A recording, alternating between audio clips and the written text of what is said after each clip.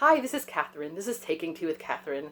This is an iced tea again, but actually this is a good mug for iced tea because when it's hot, it's really kind of hard to handle this over here. I guess that's what the handle is for, but with iced tea, it's really nice and it keeps it nice and cold. So this is Zen from Tazo. Came in a bottle, plastic bottle, which is a rarity for me, but I had uses for it. So, and it's a nice tea. It's green with a slight minty taste and lemongrass. Yeah, very good. So I'm doing another Poetry Thursday. Yes, we'll see if I can keep it up. And my goal for the rest of July, as long as I'm doing it, is to do someone who was a contemporary of Jane Austen. They may not have actually met her. She may have not been reading their poems. Who knows? But just a general time period. They could have written poems after she died, but either their life had to somehow, occur at the same time, or she would have known them from having read their poems, even though they may have died earlier. Who knows? But, so I picked a poem by Robert Southey called His Books. And Robert Southey was one of the Romantic poets. Or I don't know, of the school of the Romantics or whatever. So he knew a lot of, the Wordsworth, Coleridge kind of poets. And I think they said he was a fan of Walter Savage Landor, is that his name? Yes, he actually comes after him in this one, who I always remember from being referred to by Helene Hanff. But we're not talking about her today, although she liked Jane Austen too. But his name doesn't tend to be the one I think that first springs to mind when you think of Romantic poets, or the earlier ones especially, or the later ones, either way actually. But there were a few things that give him some sort of renown or infamy, whatever you want to call it. He apparently was the guy who wrote The Three Bears, Goldilocks and the Three Bears. So, many of us have grown up with that story. And one of my favorite books of Jasper Fforde is called The Fourth Bear, which is somewhat based on that story, somewhat. And so I guess I have him to thank for that. I don't know.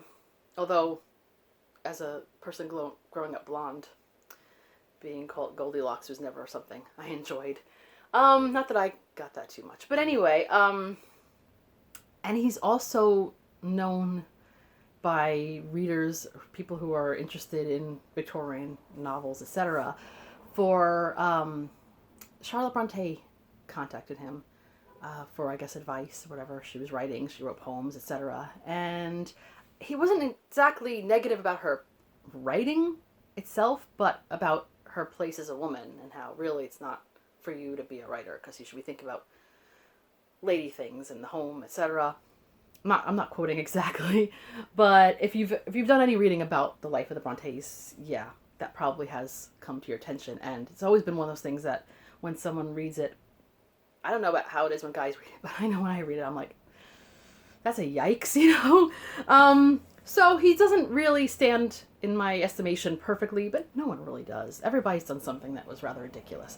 So, but the poem is interesting, at least to me. I'm not sure the exact year when he wrote this poem. It doesn't say this, but I have it in this volume of the Oxford Book of English Verse. It's kind of an older volume. I got it in one of these library sales a long time ago. It has someone's name in it that I can't read. But anyway, it's nice in the volume. And it goes as follows. My days among the dead are past. Around me I behold, wherever, it's like wherever, these casual eyes are cast, the mighty minds of old. My never-failing friends are they, with whom I converse day by day. With them I take delight in weal, and seek relief in woe. And while I understand and feel, so I guess it was weal, how much to them I owe, my cheeks have often been bedewed with tears of thoughtful gratitude. My thoughts are with the dead. With them I live in long past years. Their virtues love, their faults condemn. Partake their hopes and fears, and from their lessons seek and find instruction with an humble mind. My hopes are with the dead. Anon my place with them will be, and I with them shall travel on through all futurity. Yet leaving here a name I trust that will not perish in the dust. So there's a little bit to unpack here. It is probably a thought that has occurred to many readers, people who are surrounded by books, especially classics, or books that are contemporary, but the longer you live, the more you're going to be reading books by people who are dead. So right now I read a poem by someone who's been dead for almost 200 years. He died in 1843, so not quite, but just about made it into the Victorian era.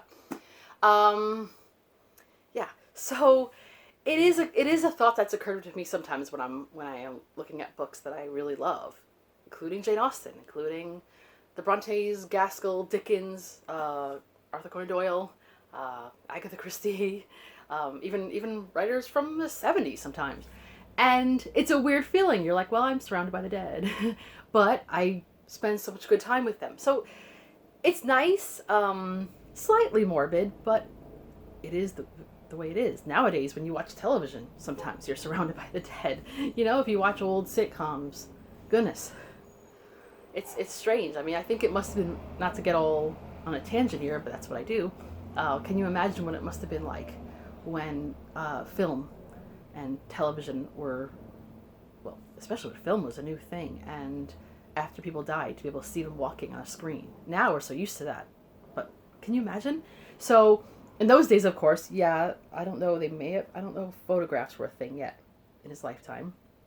But even if you had paintings, which were very lifelike sometimes, or drawings, whatever, it's like, you could see people who are alive, whatever, but there's nothing like reading their words to feel like they are with you. So it's kind of cool. And you says, he's obviously taken delight with them, and he's gotten sad with them, cried a bit with gratitude apparently, and their virtues love, their faults condemn. So it's like you're really just hanging out with people who are long gone, and that's good.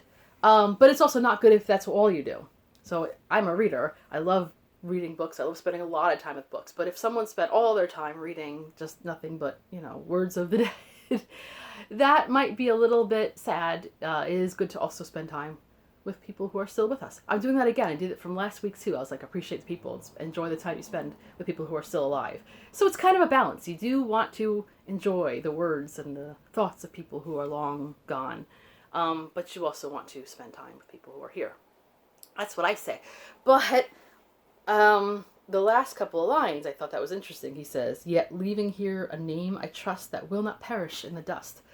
Now, obviously, some of us have heard of him, but I know even among readers, especially, people who like the classics but maybe aren't taking a deep dive into every single poet that ever existed or writer, his name is not going to be the first one that pops up in almost any category. So I almost feel bad for him, because I think he felt maybe a little more about his legacy than it was. It's not like he's completely forgotten. Like many names are forgotten. I don't know my ancestors who existed during that time. I don't know their names.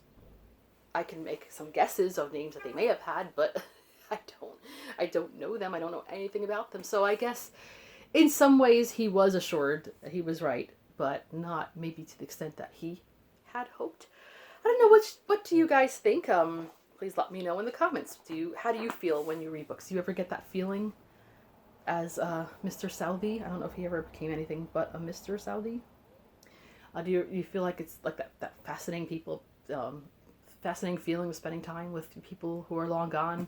Or do you not think about those things at all? And what do you think of him himself as a person, from what I've said or from what you may end up knowing? But maybe you know more than I do. It is very much possible. So that's all for today, and for Poetry Thursday for today. I'm going to look for other Poetry Thursdays that come up today. I'm assuming they didn't come up today.